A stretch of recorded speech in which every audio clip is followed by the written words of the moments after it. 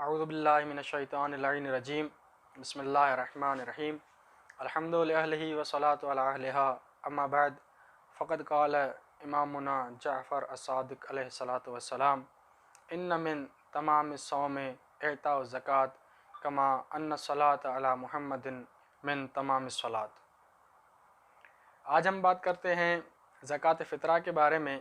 کہ یہ زکوٰۃ فطرہ، اس کی اہمیت اور فضیلت کیا ہے، یہ فطرہ کس پر واجب ہوتا ہے، یہ فطرہ کب واجب ہوتا ہے اور کتنا واجب ہوتا ہے، اور اس کے مستحق کون ہیں، یعنی یہ فطرہ کس کو ادا کیا جائے۔ جب ہم فضیلت اور اہمیت کی بات کرتے ہیں تو فضیلت میں ایک روایت حضرت رسول خدا صلی اللہ علیہ وآلہ وسلم سے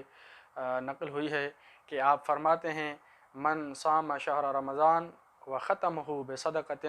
کہ جس نے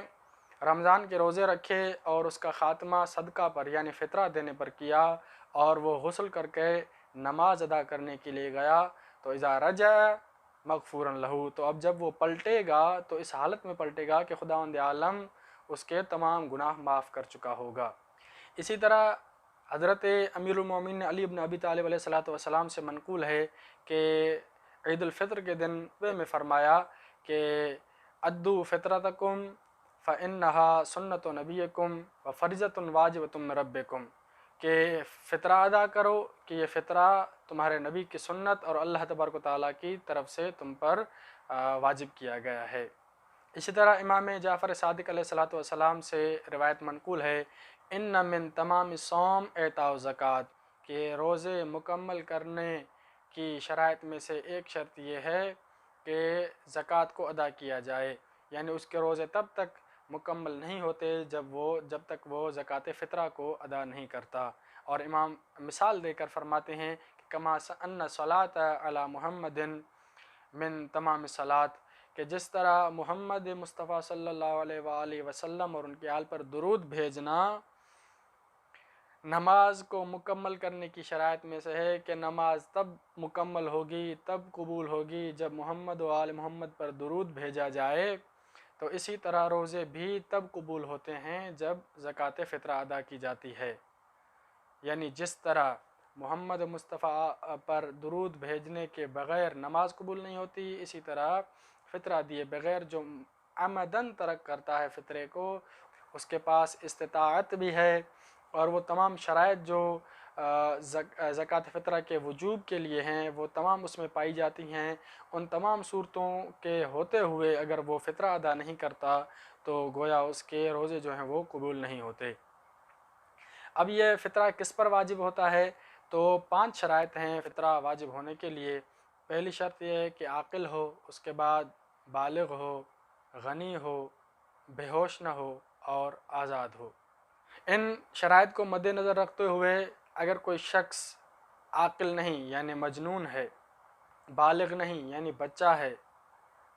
غنی نہیں یعنی فقیر ہے، اور یا پھر بے ہوش ہے یا کسی کا غلام ہے، تو ان پر ان کا صدقہ جو ہے وہ واجب نہیں ہوتا، البتہ ان کا صدقہ ان اشخاص پر واجب ہوگا جن کے اوپر ان کی کفالت واجب ہے۔ یعنی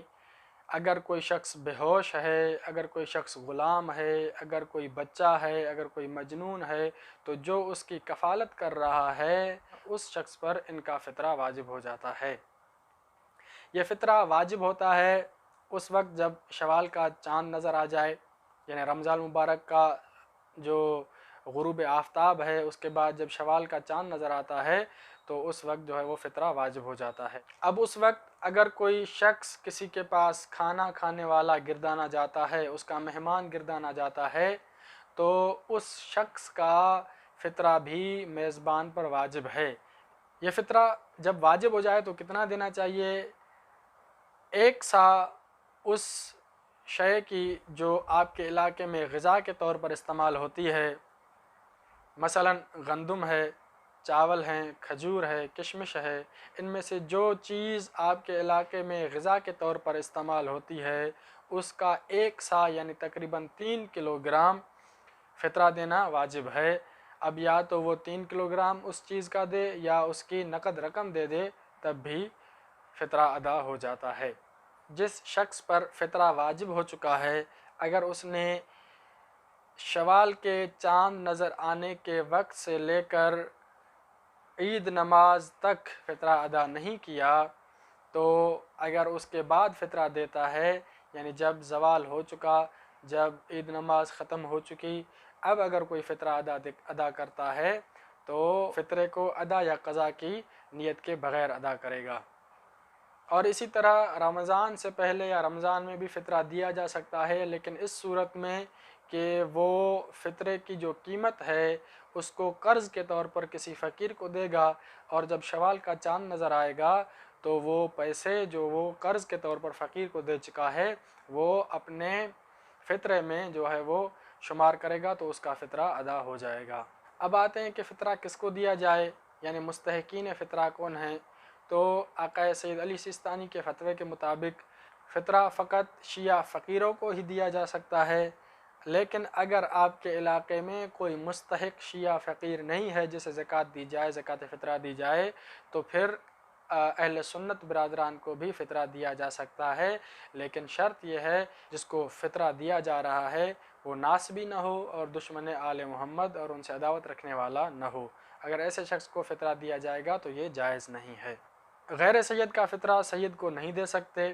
البتہ سید کا فطرہ سید کو اور سید کا فطرہ غیر سید کو دینا جائز ہے۔ یہ زکوٰۃ فطرہ کے چند مختصر احکام تھے جو ہم نے آپ کے سامنے بیان کیے۔ اللہ تبارک و تعالیٰ سے دعا ہے کہ خداوند عالم